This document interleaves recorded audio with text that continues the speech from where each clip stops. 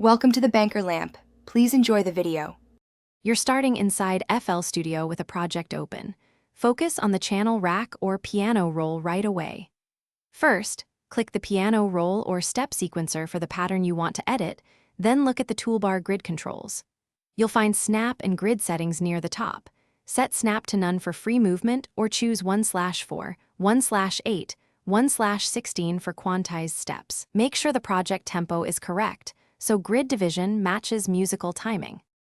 Now change the grid resolution to control note placement and quantization. Click the snap drop-down and pick 1/4, 1/8, 1/16, or smaller values. Choose none when you want free movement. Right-click the grid icon to enable triplets or custom divisions, which is useful for swing or non-standard rhythms.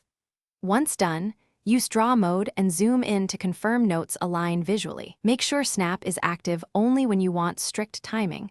Otherwise, disable it for micro adjustments. Finish by using advanced tools to polish timing and feel.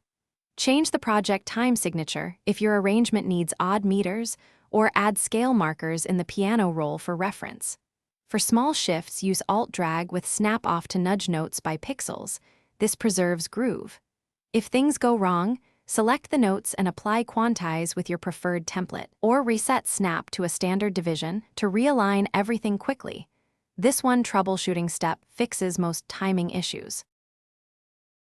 Thanks for watching. If this was helpful, leave a like and consider subscribing. See you next time.